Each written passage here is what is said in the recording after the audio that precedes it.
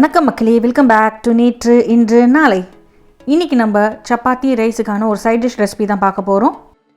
யூஸ்வலாக நிறைய பேருக்கு மஞ்சள் பூசணிக்காய் பிடிக்காது. பட் வாங்கினீங்கன்னா இந்த மாதிரி ஒரு செமி கிரேவி பண்ணி பாருங்கள். நீங்கள் சப்பாத்தி ரைஸ் கூட நல்லாவே சாப்பிட்லாம். பண்ணுறதுக்கும் பார்த்திங்கன்னா ரொம்ப ஈஸி. இதை நான் எப்படி பண்ணேங்கிறத பார்க்குறதுக்கு முன்னாடி நம்ம சேனலுக்கு நீங்கள் ஃபர்ஸ்ட் டைமாக வரீங்கன்னா மறக்காமல் சப்ஸ்கிரைப் பண்ணுங்கள். இப்போ வாங்க வீடியோக்குள்ளே போகலாம். முதல்ல இந்த கிரேவிக்கு சில பல இன்க்ரீடியன்ட்ஸை நம்ம வறுத்து பொடி பண்ணி வச்சுக்க போகிறோம். அதுக்கு பொடி ரெடி பண்ணலாம்.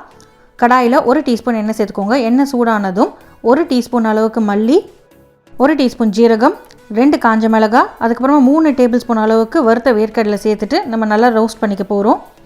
நல்லா வாசனை வந்ததுக்கு அப்புறமா 3 டேபிள் ஸ்பூன் அளவுக்கு நம்ம துருவின தேங்காய் சேர்த்துக்கலாம். தேங்காய் நல்லா பொறன்னு ஆற வரைக்கும் நம்ம வதக்கிட்டே இருக்கணும். பொறன்னு ஆறினதுக்கப்புறமா கடாயிலேருந்து எடுத்துகிட்டு ஒரு பவுலில் போட்டு நல்லா ஆற வச்சுருங்க. ஆறினதுக்கப்புறமா இதை மிக்ஸி ஜாருக்கு மாற்றிட்டு தண்ணியே சேர்க்காமல் நீங்கள் ட்ரையாக அரைச்சி எடுத்துக்கணும். நம்ம தண்ணி சேர்க்காமல் அரைக்கிறதுனால இது ரொம்ப ஃபைனாக ஆகாது, கொஞ்சம் குறை பவுடராக தான் இருக்கும். பட் நம்மளுக்கு வேர்க்கடலை, தனியா, மிளகாலாம் அரைஞ்சால் போதும். தேங்காய் பொறன்னு ஆனால் போதுங்க, செவக்க வறுபடணுன்ற அவசியம் இல்லை.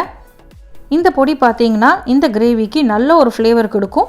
காரம் உங்கள் வீட்டுக்கு ஏற்ற மாதிரி நீங்கள் அட்ஜஸ்ட் பண்ணிக்கலாம். குழந்தைங்களாம் சாப்பிட்றாங்கன்னா காஞ்ச மிளகாய் கம்மியாக வச்சுக்கோங்க. இல்லை உங்களுக்கு நல்லா காரசாரமாக வேணும்னா எக்ஸ்ட்ரா ஒரு 2 மிளகாய் வச்சுக்கோங்க. நான் மறுபடியும் ஒருத்தர் ரிமைண்ட் பண்ணிக்கிறேங்க, தண்ணி சேர்க்காம தான் அரைக்கணும். அடுத்ததாக நம்ம பரங்கிக்காய் ரெடி பண்ணி வச்சுக்கலாம். பரங்கிக்காவை நல்லா வாஷ் பண்ணிவிட்டு தோலை சீவிட்டு குட்டி குட்டி க்யூப்ஸாக கட் பண்ணி எடுத்து வச்சுக்கோங்க. நான் இன்றைக்கி ஒரு 3 கப் அளவுக்கு க்யூப் பண்ண பரங்கிக்காய் எடுத்திருக்கேன். கிரேவி பண்ணுறதுக்கு கடாயில் 2-3 டேபிள் ஸ்பூன் எண்ணெய் சேர்த்துட்டு எண்ணெய் சூடானதும் 1/2 டீஸ்பூன் கடுகு நல்லா வெடிச்சதுக்கப்புறமா 1/2 டீஸ்பூன் அளவு கடலைப்பருப்பு, 1/2 டீஸ்பூன் அளவுக்கு உளுத்தம் பருப்பு சேர்த்துக்கலாம். இந்த பருப்பெல்லாம் பொன்னிறமாக மாறுற வரைக்கும் எண்ணெயில் வதக்கிட்டே இருங்க. இது கூடவே நான் வாசனைக்கு கொஞ்சமாக கருவேப்பிலை சேர்த்துக்கிறேன். பருப்பு பொன்னிறமாக மாறினதுக்கப்புறமா நம்ம வெங்காயம் சேர்த்துக்க போகிறோம். 2 பெரிய வெங்காயத்தை நல்லா பொடியாக நறுக்கிட்டு இந்த எண்ணெயிலே சேர்த்துருங்க. வெங்காயத்தை நல்லா வதக்கிக்கலாம். வெங்காயம் சீக்கிரமாக குக் ஆகிறதுக்காக நான் கொஞ்சமாக உப்பு இந்த வெங்காயத்து மேலேயே சேர்த்துக்கிறேன். இப்போதைக்கு இந்த வெங்காயத்துக்கு மட்டும் நான் தேவையான அளவுக்கு உப்பு சேர்த்துக்கிறேன். காய்க்கு நம்ம லேட்டஸ்ட் ஸ்டேஜில் சேர்த்துக்கலாம். நல்ல ஒரு ஃப்ளேவருக்கும் காரத்துக்கும் ஒரே ஒரு பச்சை மிளகாயை கீறிட்டு சேர்த்துருக்கேன். வெங்காயம் வதங்கினதுக்கப்புறமா 2 தக்காளியை பொடியாக நறுக்கிட்டு சேர்த்துக்கோங்க.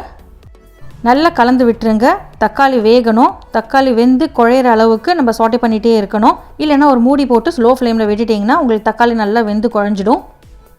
தக்காளி வெந்ததுக்கப்புறமா ஒரு ஸ்டேஜுக்கு மேலே பார்த்தீங்கன்னா சைடில் எண்ணெய் பிரிஞ்சு வரும். அது வரைக்கும் நீங்கள் குக் பண்ணணும். நல்லா ஒரு பிரைட் எல்லோ கலர் வரத்துக்கு நான் 1/2 டீஸ்பூன் மஞ்சப்பொடி சேர்த்துக்கிறேன். இது கூடவே பரங்கிக்காயில் வாய்வு இருக்கிறதுனால நான் ஒரு 1/4 டீஸ்பூன் அளவுக்கு பெருங்காயம் சேர்த்துக்கிறேன். நல்லா ஒரு தடவை பெரட்டி விட்டுருங்க. பெரட்டினதுக்கப்புறமா நம்ம பரங்கிக்காய் சேர்த்துக்கலாம். நான் 3 கப் அளவுக்கு குட்டி குட்டியாக க்யூப் பண்ண பரங்கிக்காவை சேர்த்துருக்கேன். நீங்கள் குட்டி குட்டியாக கட் பண்ணிங்கன்னா உங்களுக்கு சீக்கிரமே வெந்துடும். அதே மாதிரி எலசு பிஞ்சு பரங்கிக்காயாக வாங்கிட்டு வந்தீங்கனாலும் உங்களுக்கு சீக்கிரமே வெந்துடும். பரங்கிக்காய் சேர்த்ததுக்கப்புறமா நம்ம நல்லா மிக்ஸ் பண்ணிக்கலாம். தக்காளி வெங்காயத்தோடெல்லாம் இந்த பரங்கிக்காய் நல்லா பிளெண்ட் ஆகணும். இப்போ இந்த பரங்கிக்காய் குக் பண்ணுறதுக்கு தேவையான அளவுக்கு தண்ணி சேர்த்துக்கலாம்.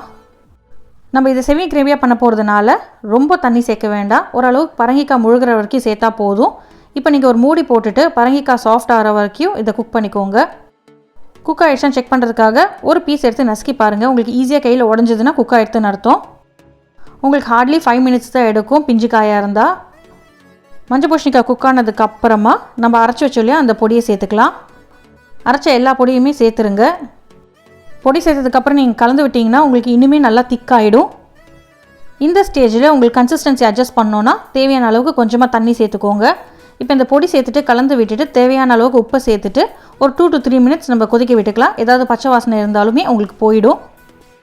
நம்ம தேங்காய் சேர்த்துருக்கிறதுனால ரொம்ப நேரம் குக் பண்ணுங்கிற அவசியம் இல்லை. இப்போ இந்த டேஸ்ட்டை பேலன்ஸ் பண்ணுறதுக்காக நான் ஒரு 1/2 டீஸ்பூன் அளவுக்கு வெல்லம் சேர்த்துருக்கேன். வெல்லம் பார்த்திங்கன்னா நம்மளுக்கு உப்பு காரம் எல்லாத்தையுமே நல்லா பேலன்ஸ் பண்ணி கொடுக்கும். அப்படியே ஒரு 2 கொதி வந்ததுக்கப்புறமா ஃப்ரெஷ்ஷாக சாப் பண்ண கொத்தமல்லி இலைகளை கொஞ்சம் தாராளமாக தூவி விட்டுட்டு மிக்ஸ் பண்ணி விட்டுட்டு சூடாக சர்வ் பண்ணுங்கள். சாப்பிட்றதுக்கு சூப்பராக இருக்கும். ஆற பார்த்தீங்கன்னா இது திக்காயிட்டே போகும்.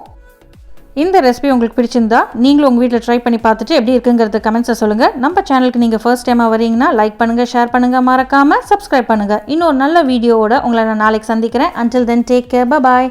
Thanks for watching.